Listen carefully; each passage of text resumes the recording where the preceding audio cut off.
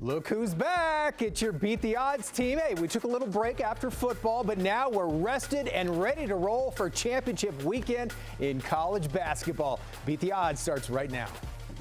From our Las Vegas studios, this is Beat the Odds, sponsored by Superbook at the Westgate Las Vegas Resort and Casino, and powered by Sports Grid.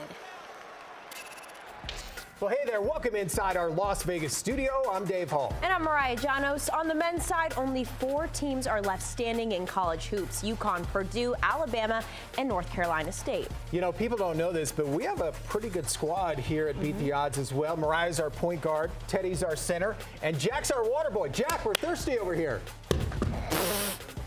You're fired. All right, coming off the bench, we have even more firepower, though. Our friends from Sports Grid will be joining us with their expertise. Hey Vegas, we're excited to join the Beat the Odds team with you guys. Coming up is going to be talking to Coach James Young as we give you our take on both matchups. So sit tight and we'll be with you in a bit. Teddy, Fat Jack, Mariah, and Dave, back to you. Hey, look forward to that. Also coming up on today's show, Jack and Teddy will do a deep dive into the 4 teams, what makes them tick, and the betting angles they like this weekend. And I head back to the Superbook at Westgate to get a look at the betting trends we've seen from the hardwood. Really, Jack? Similar to Bobby Boucher, a much better player than I am Waterboy, but you will stay hydrated if you'll just take it upon yourself. So ready for the weekend, though. Big weekend coming up. Miss both you guys. It's been a minute. It's great to be back, though. Speaking of hydration, I think this will be one of the chalkier shows we ever do. If you think about the tournament so far and who's moved on and stuff, this is a favorite-heavy tournament, and the 4 teams that are here, we've got a couple of long shots, but the favorites are where they're supposed to be, right? Sure, absolutely. I mean, this has been, as you mentioned, Jack, a very chalk-heavy tournament so far. Favorites 42-18 straight up, 35-24-1 against the point spread. So if you've been getting involved with the favorites, you've probably had a better tourney than if you've been trying to find the dog so far. From a total standpoint, no trend whatsoever.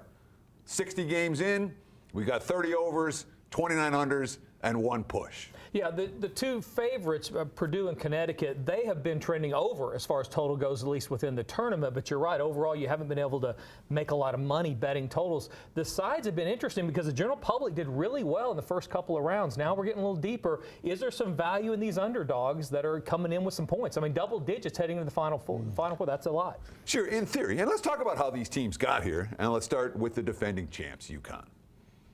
10-0. Against the spread over the last 2 tournaments. This has been the betting story, and yet when you talk to people around town here in Las Vegas, it's not like they're the only team attracting attention. I would say they have a smaller betting bandwagon than expected, despite their extraordinary point spread success. What's been amazing about Connecticut is that if you go back to the round of 16 last year, this team's, their point differential has been ridiculous. It's actually an all-time record as far as their point differential. They've been outperforming the market all year long, and about 10 games over during the regular season, along with the fact that they've only been behind about 5 minutes of 320 minutes of basketball. This team has been ahead the entire time. They have not been pressured because they've been that good to this point. Sure. It does help when you go on 30-0 runs, right? As they did against Illinois. That breaks things wide open. So. Sure, and Illinois is not of a joke of a team. And speaking of Big Ten teams, Purdue's not a joke of a team either. We can call Purdue, what, the new Virginia? First round exit last year as a number 1 seed. This year, followed by a Final Four run. Virginia did the same thing a few years back. They won it all. Now Purdue in Virginia territory. Yeah, after stumbling in the conference tournament, Zach Edey is a definite problem. We've seen that with everybody they've played. If you can't get to the rim, it's really hard to finish and beat teams. You have to shoot it especially well because he is such a big presence inside. Sure, and then we talk about the 2 teams trying to beat the number 1 seeds. That includes Alabama. Now they're 2-6 ATS as underdogs this year. They have only 3 wins all year when scoring less than 80 points. Bama's been a real good favorite. They have not been at their best when stepping up in class. Yeah, stepping up in class or as an underdog. This is not a team that has been well-rounded. Both of these long shots, that's why they're long shots, because they haven't put together great years, but they are certainly peaking at the right time. Sure, Alabama's defensive numbers, the weakest remaining in the field. And let's not forget NC State, public darlings. Started in the ACC tourney, and they haven't stopped since. I haven't seen a team attract more public betting attention than NC State in recent years. And Burns is such a likable story inside. So big weekend coming up with all 4 of these. You like those big boys, don't you, Jack? You could put a little weight on you, I'll take you. All right. Well, hey, the women's tournament has been a smashing success. Big stars, huge ratings, big betting numbers as well. Mariah is at the Superbook Westgate, Las Vegas with more on that. Thanks, Dave. I'm here with EVP of Superbook Operations, Jay Cornegay. Jay, it's good to see you after a little break from the football season, but we've got 4 teams left standing in the NCAA tournament. How has the handle been so far up until this point? It's been fantastic, a little above last year, but it's been consistent and building as we have gone through the tournament. The games have been exciting, especially since the Sweet 16, and the action has been hot and heavy. Now, over on the women's side, a lot of viewers for that tournament, a lot of wagers on that as well. What kind of handle have you been seeing? The LSU-Iowa game was the biggest women's event we've ever posted. It outrode some of the WNBA games that we've seen over the years. There was just so much hype surrounding that game, and it certainly deserved it. But the bettors really flocked to the windows and really set numbers that we've never seen before. Now, looking at the last 4 men's teams standing, what kind of action are you seeing? UConn is the favorite, but what's been coming through so far? Over the last couple of days, we've seen a lot of action on Purdue, but UConn is still the favorite. They still receive a lot of action, a lot of tickets on them. Purdue gets their share as well. 2 big favorites, though, in the last semifinals here, but it's going to take quite a performance by one of those underdogs to upset one of these big favorites. All right, Jay, thank you so much. Dave, we'll send it back to you in studio. All right, thanks, guys. Hey, by the way, Caitlin Clark and our Fat Jack have something in common. They both get buckets. His are full of chicken, but still, buckets. Well, up next, Teddy and Jack look deep into the numbers for all 4 teams, share what they see, and share what they like. Before we head to break, in a win over Duke, NC State big man DJ Burns became just the 2nd ACC player ever to record 25 points, multiple blocks, and 0 turnovers in a tournament game. Who was the first? The answer after the break. Beat the Odds is sponsored by Superbook Westgate, Las Vegas, and powered by Sports Grid. Welcome back. Before the break, we asked you, in a win over Duke, NC State big man DJ Burns became just the 2nd ACC player ever to record 25 points, multiple blocks, and 0 turnovers in a tournament game. Who was the first? The answer, the big fundamental Tim Duncan did it for Wake Forest during the tournament in 1995, when I was born. Ironically, that's what we call Teddy, the big fundamental. All right, hey, we love being here in Las Vegas, home of Beat the Odds. Scan that QR code on your screen. It'll take you to our website, beattheoddstv.com. Well, let's bring in the big fundamental and just the big fella right here. Yeah, just big, right? Just big. All right, let's dive into these 2 games. Jack, you start us with UConn and Alabama. Yeah, so it's not natural as a sports gambler, at least for me, to talk a lot about favorites. I find value in underdogs, playing against the general public. But if you've been trying to do that with Connecticut, you have been losing, because this team's not only good, they have been incredibly good against the number, and especially the deeper we go in the tournament. During the course of the year, a team that was ranked in the top 2 or 3 all year long after winning last year, 10 games over 500 against the spread. When they played ranked teams, this team is 9-2 against the spread versus ranked teams. If you didn't get them in conference versus the number, you weren't getting them at all. And this is also a team that, when the one time they were an underdog, they lost. So Vegas is pretty good. They lost to Kansas back in December, and that's the only time they were a dog. So Vegas kind of knows, the line setters know, this team's not only good, they're going to outperform the market most of the time. We talked about their point differential in the first segment. They have been impressively good against the number, which has made people a lot of money. The question is, when we get down to the final 4 teams, do you get an Alabama team that's been super streaky offensively, scoring 90 points a game, led the country in points scored, but defensively not that good playing defense. And when you play this late in the year, you got to do it on both ends of the court. So are they streaky enough as a team? They've been really good against the number when they play bad teams. 4-0 against the spread in the tournament. They've outperformed that. We would expect that to see them here. They're going to be an underdog in some of those games. Yeah. But when they played ranked teams, This team's 3-7. They're only covering 30% of the time. So there's a lot of just checkmark numbers in this matchup that are going to lead you back toward Connecticut, which again, as a gambler, when you're playing the games, you'd like to find the value with the underdog.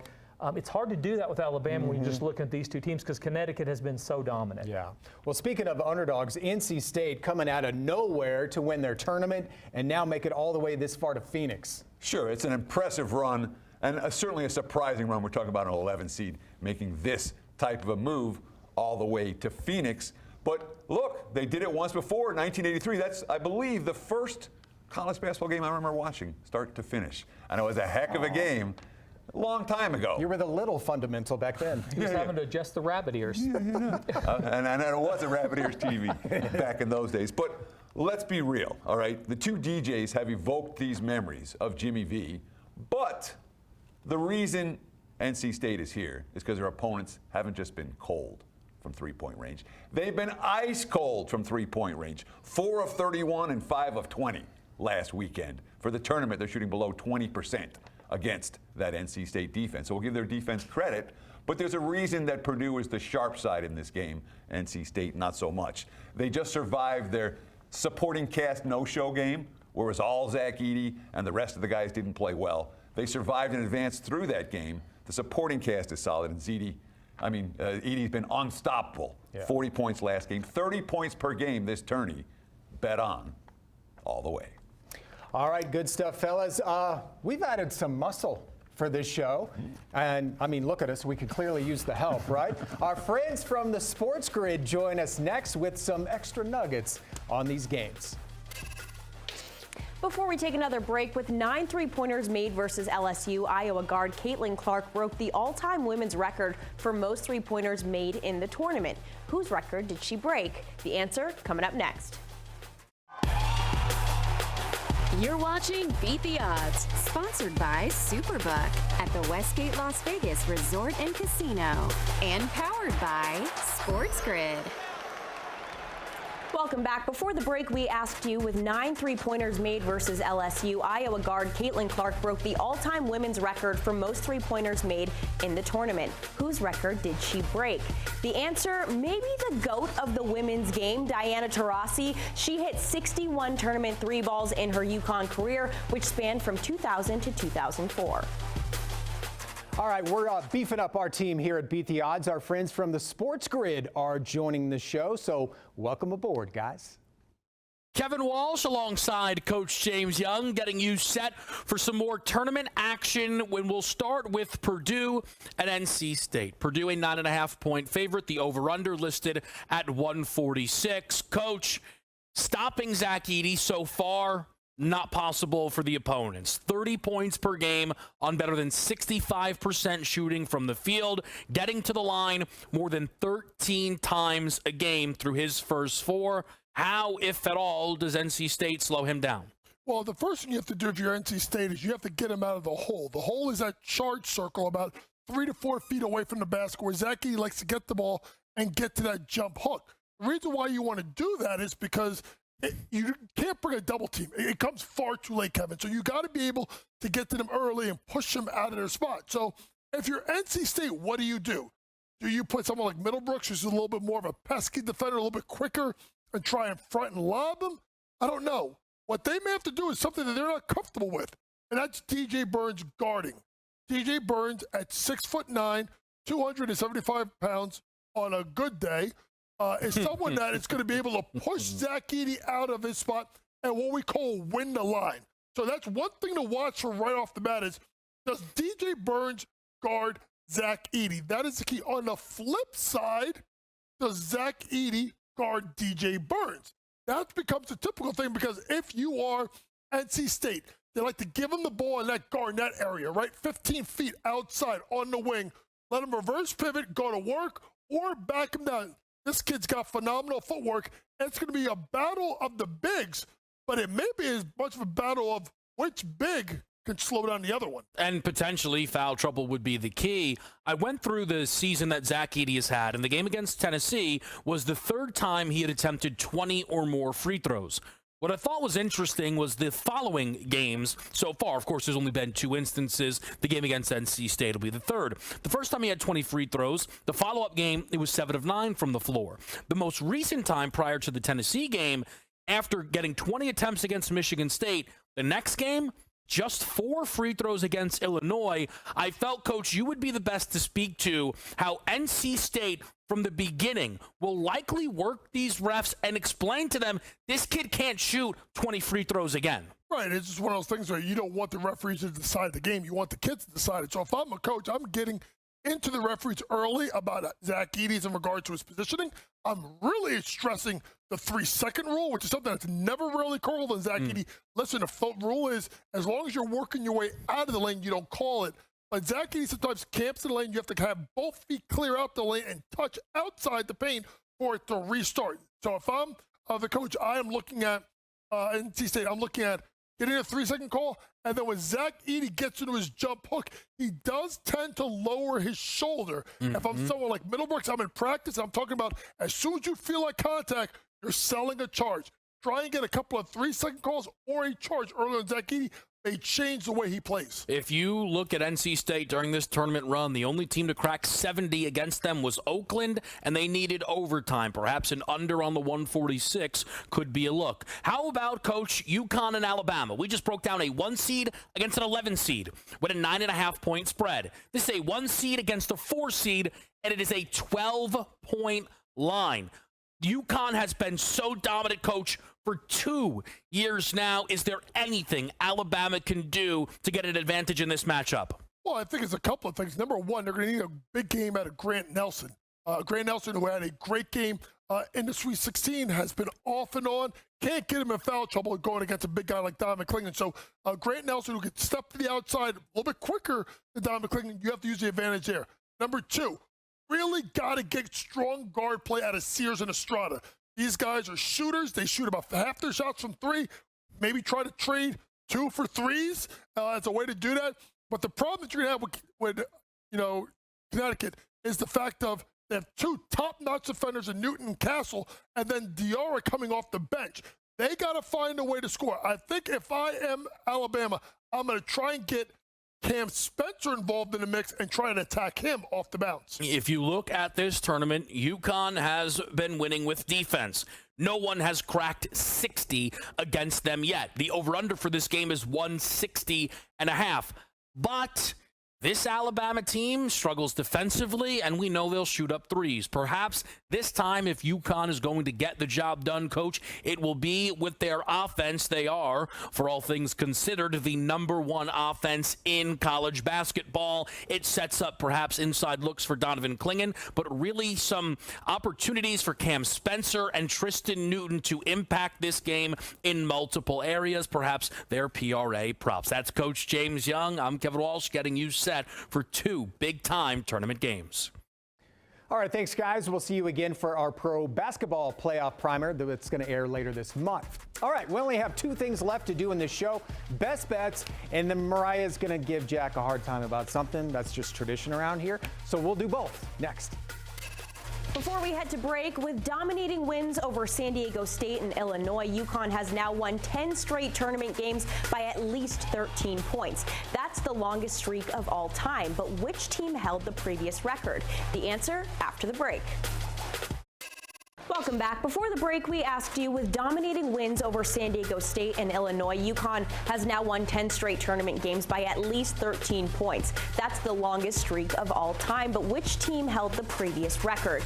The answer, Indiana in 1982 and LaSalle in 55. Both teams won 6 straight tournament games by 13-plus points. All right, welcome back. Last time these guys were giving out best bets. You both crushed it. You had Patrick Mahomes and KC to win another title, and you had the under. Boom, boom. Domination. Wow. You owned it. That's why you're here. That's exactly It's not right. just because you're good looking. More money, more problems. It's not just Well, we that needed a shirt. water boy as well. We can't Yeah, forget that's that. right. Let's not do that again. Yeah. All right, well, Teddy, let's do best bets for this weekend. What do you got? Sure, and of course, that was then, this is now. That being said, let's talk about Connecticut and Alabama, -12, total 160.5 in that range. And my basic strategy for this game is, if it ain't broke, don't fix it.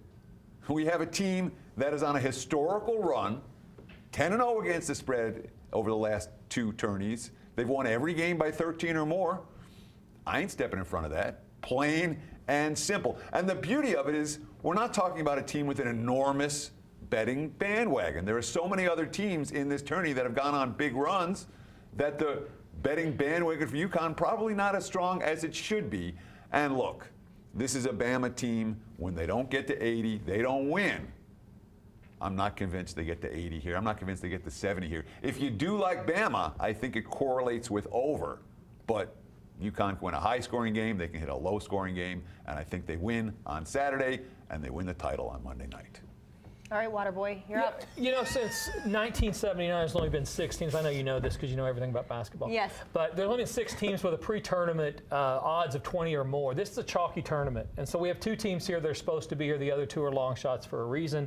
Purdue, the sports grid guys were talking about the defense and how Zach Edey would set up on the box. I think it's Zach Edey's defense against DJ Burns, which is the difference in this game. Even if he doesn't guard him when he's 15 feet out or so, as DJ Burns gets inside for that double, they don't have to double him because Edey is like a velociraptor. He's got huge arms. He'll swat everything down. Please put your arms down. So I don't think that they're going to double him. And if they don't do that, those 3-point shooters are not going to be open. So it's chalk. Purdue, Connecticut. I also like Connecticut at the end. How do you get in front of a team that just does nothing but win? So give me Purdue in this one to cover the number. All right. Hey, quick programming note. We have more Beat the Odds specials coming your way, including a pro basketball playoff primer next month, and then our horse racing special in May. So check your local listings and dates for times on that. And Jack's going to ride a horse. And you're going to get mint juleps and a big hat. Yes. All right, perfect. I'm going to wear a tuxedo. Okay. You're going to get your men's Spanx for that. You know I am. I'm going to wear the full body one like a professional wrestler. Perfect. I'm going to be tucked in everywhere. Hold it all in. Please tune in despite that. All right, you guys have a great weekend. We'll see you in a few weeks here on Beat the Odds.